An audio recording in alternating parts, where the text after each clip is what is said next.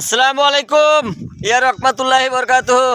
প্রাণ প্রিয় কলিজার বন্ধুরা, দেখেন আমাদের পরিস্থিতি, দেখেন রাস্তাঘাটের অবস্থা কি পরিমাণে কাদা হয়েছে।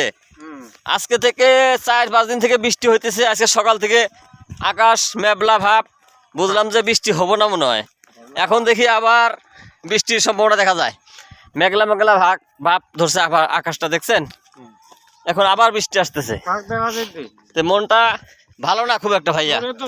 এই বৃষ্টি খুব ক্ষয়ক্ষতি হইতেছে, বুঝতে পারছেন? বিষয়টা হলো, বৃষ্টি হইলেও দোষ, না হইলেও দোষ। বৃষ্টি না হইলে অনেক খরা, ধান ভালো হইতেছে না। এখন এমন বৃষ্টি হয়েছে সেটা বলার বাইরে।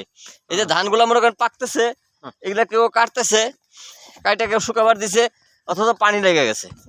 আর 2-1 দিন পানি থাকলে ধান কাজা যাবো। আবার এই পাকা ধানগুলো দেখছেন ভাই, এই ধান পাকে গেছে, আর 2 দিন পরে কাটতে হবো, কিন্তু ধানের মধ্যে পানি বেজে গেছে। এখন ধান কাটতেও সমস্যা, তাই না? অতএব কোন দিকে যাবেন কোন? প্রথম দিকেই কৃষকের সমস্যা। তো ইনশাল্লাহ আপনাদের ওইদিকে বৃষ্টি আছে নাকি কমেন্টে জানাই না। আমাদের এইখানে বৃষ্টি এখনো হইতে আছে। যে আমার এক ভাগ্নে দেখেন খাওয়া দাওয়া দিয়ে ঘাস কাটা শুরু করে দিয়েছে, দেখছেন? হ্যাঁ, সকাল থেকে খাওয়া দাওয়া করে নেই, খালি ঘাসের উপর আছে, বুঝতে পারছেন?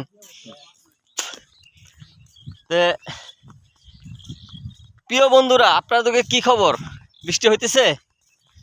আমাদের এখানে বৃষ্টি মাত্র শুরু হইতেছে আর কি, 2-1 ফোঁটা করে আসবে বৃষ্টি ইনশাল্লাহ। মামা গোসা করার দরকার নেই বাবা, এসে পড়েন ইনশাল্লাহ। সবাই ভালো থাকবেন, সুস্থ থাকবেন, এই কামনা করি। আর আল্লাহ যেটা করে সেটাই মঙ্গল। বৃষ্টি হোক, ঝড় হোক, বাদল হোক, আমাদের মাইনা নিতেই হবো। আমাদের করা কিছু নাই, তাই না? এই দেখেন, এই ধানগুলো সব পাকে গেছে, অথচ কাটতে পারতেছে না, কারণ আকাশের পরিস্থিতি ভালো না, তাই না? পুরো এলাকায় পেকে গেছে, এখানে পুরো এলাকা পেয়ে গেছে। আর এই যে ধান যে পড়ে গেল ভাই, দেখেন কৃষকের উন্নতি হবো কিভাবে বলেন?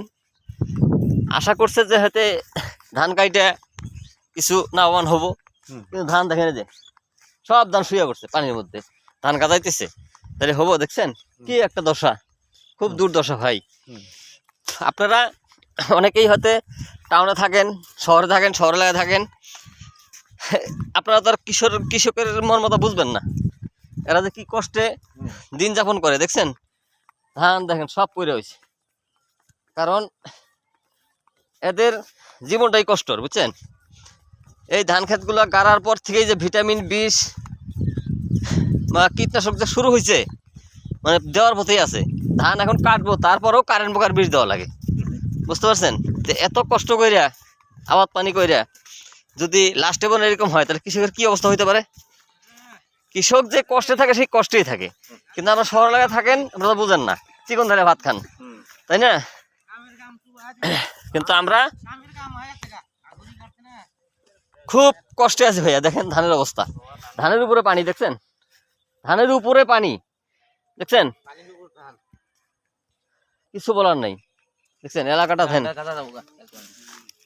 একেবারে কষ্ট, কি অবস্থা দেখছেন?